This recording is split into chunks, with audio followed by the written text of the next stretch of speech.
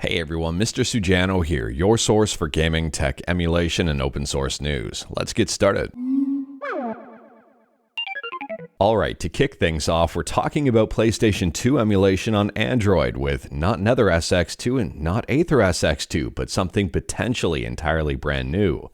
So Trixarian here, who hosts Nether SX2, has publicly expressed interest on creating a brand new PCSX2 fork for Android. Now this is in early concept stages, so development on this one will take a while. It may never end up shaping up. But at the same time here, this is exciting and something potentially brand new for PS2 emulation on Android. So Trixarian, if you are watching this video, I wish you the best of luck moving forward. I'm not going to rush you here. Take your time and see what works and what doesn't. And for everybody else watching, let me know your thoughts about this potential brand new PS2 emulator on Android in the comments below. How long do you think it's going to take? Do you think it's going to shape up? And are you hopeful or not? But moving on, and next up, we're quickly talking about some Linux stuff. And first up with Wine. Wine stands for Subscribe to Mr. Sujano, or Wine is not an emulator, depending on how you want to interpret that. Anyways, the development release of 9.15 has just dropped. Now this one has a number of improvements and bug fixes, for example fixing Doom 3 BFG edition that was failing to start in Virtual Desktop. For Star Wars Knights of the Old Republic, it fixes broken rendering when soft shadows were enabled. And for Final Fantasy XI Online, it fixes short freezes and stuttering every second. Next, for Linux stuff, we're quickly talking about Ubuntu, and apparently here for kernel selection, Ubuntu is going to be moving forward with much more recent kernels. So Ubuntu is well known for taking the wait and see approach when it comes to testing and releases and updates, and some people are frustrated with outdated kernels. And the new policy here is to provide users with the absolute latest in features and hardware support. So Ubuntu will now ship with the absolute latest available version of the upstream Linux kernel at the specified Ubuntu release freeze date, even if the upstream is still in release candidate. Now this is a very big change for Ubuntu, and I'm very curious to see how it's received and how it all plays out moving forward. Let me know your thoughts about this updated kernel policy for Ubuntu in the comments below. But moving on, and next up, we're still talking about Linux stuff here, and this time about ChimeraOS. If you've gotten a Zeus ROG Ally X, you might be excited about this news. The latest release of ChimeraOS adds full ROG Ally X support. So at the time of filming, ChimeraOS 46-2 is the latest update. It uses kernel version 6.9 and Mesa version 24.1.5. And as for the changes, they've added full support for the ROG Ally X. They've also improved power saving while suspended for the ROG Ally and ROG Ally X. They've added in experimental support for emulating the Steam Deck controller. Additionally here, they've added support for some Xbox Series controllers in Bluetooth mode. They've got some bug fixes, some minor improvements, and even more. Next up, we're talking about a project that's been flying under the radar a little bit, but probably not for much longer now. It's called Satellaview Plus. If you remember from back in the SNES days, there was a product called the Satellaview. It attached to the SNES and it was a Japanese exclusive.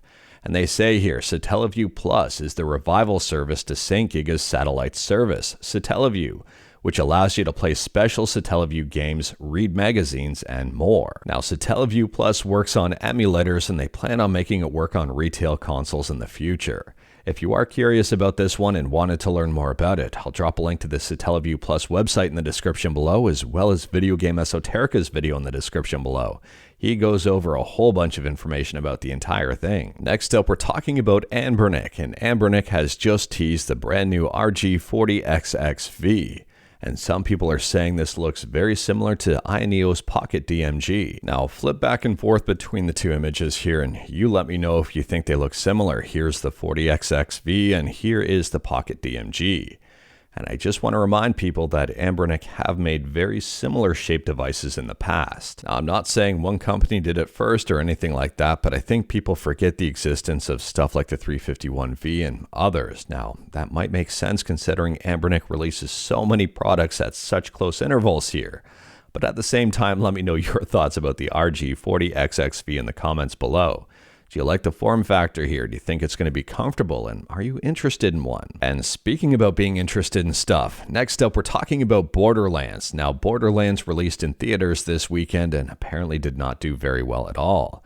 A lot of people seemed not to be interested in this movie. According to Variety, Borderlands flopped, earning $8.8 million, where production costs were $115 million approximately. I'll drop a link to this article in the description below if you wanted to learn more about the whole situation, the whole opening weekend, sales figures, and whatnot. But apparently the movie was reviewed pretty poorly, and it was stacked up against heavy hitters like Deadpool and Wolverine and even more. Next up, this is incredible news if you're a fan of Hi-Fi Rush. So here's the press release from Krafton. Krafton strengthens global presence through strategic integration of Tango Gameworks and Hi-Fi Rush IP. Yes, Krafton, who is behind PlayerUnknown's Battlegrounds. So if that press release title wasn't clear enough for you, Krafton has purchased Tango Gameworks, including the Hi-Fi Rush IP. So Hi-Fi Rush will continue to live on. Now for reference here, Tango Gameworks was part of the big Microsoft closure of a whole bunch of stuff that was announced back in May. So this is very good news for Tango Gameworks and also for Hi-Fi Rush. Next up, we're talking about some indie games on Steam you may be interested in. One here is called Aero GPX. If you're a fan of F Zero, you may be a fan of this game here. There is a demo available, it's currently in early access, and it's currently 15% off. Now to be honest with you, this one looks really cool. It seems like it's going to be a lot of fun, and I will be checking this one out. I mean, I'm a big fan of F-Zero games and F-Zero style games, and I'm glad we're seeing something new and innovative here. Next up, we're talking about Alabaster Dawn, and if you're not familiar with this game name, I don't blame you. It was just announced here and just revealed. Now, there is no release date just yet, but this game comes from the developers of something you may have heard of before, being Crosscode. Alabaster Dawn is an upcoming 2.5D action RPG, and I can tell you right away that this one is on my wish list. I mean, this one looks absolutely incredible so far based on the trailer. Let me know your thoughts about this one in the comments below. Next up, shoutouts to Gaming on Linux for showcasing this one here. It's called the Protagonish. And this is very interesting. There is a free demo available, and the release date is Q3 of this year. And in this game, you don't play as the protagonist. You play as all of the side characters in this medieval quest. And if you're not a fan of Steam, this game will be coming to itch.io as well. And this is a point-and-click adventure, so something maybe a little bit different than you're used to, or maybe something right up your alley. Next up, we're talking about something that's been stirring up quite a bit of controversy over the last little bit online, and that's been The Witcher 4. Apparently here, Geralt is not going to be the main character in the game. The voice actor says they haven't seen a script yet, but Geralt is not going to be the main focus. I'll drop a link to the article in the description below so you can read up more about it if you want, but here is the quote. "We know that Geralt will be part of the game, we just don't know how much. The game won't focus on Geralt, so it's not about him this time. We don't know who it's about, I'm excited to find out." And that's right from the voice actor. I am very curious to see how The Witcher 4 shapes up. Now, I don't know about you, but a Witcher game without Geralt as the main character doesn't really feel like a Witcher game, but I could be wrong here. I mean, look at this new Zelda that's coming out with Zelda as the protagonist, and it seems to be very well received. Let me know your thoughts about this entire situation in the comments below. And last up here is a friendly heads up if you or someone you know still relies on the old 2G network in the US. If you've got a real old phone, or if you know someone with a real old phone and they still use it just to make calls and not really do a whole bunch else here, they may be impacted in the near future. T-Mobile appears to be having a major decrease in 2G coverage, and this may start as early as September 1st of this year.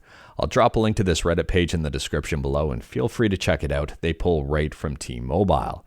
So again, if someone you know or you use a 2G network, there may be impacts. But anyways, that is all I've got for you in this one. Straight to the point, all stuff and no fluff. We talked about a bunch today. As you can see, I'm still camping here, and this is a much more realistic background for all of you keen eyes that realized I was using AI in my previous videos. We talked about a bunch today. Let me know your thoughts about anything we talked about in the comments below. If you liked this video, leave a like. If you didn't like this video, leave a like. Hit that subscribe button. Check out my other videos. Don't tempt fate. Save your state.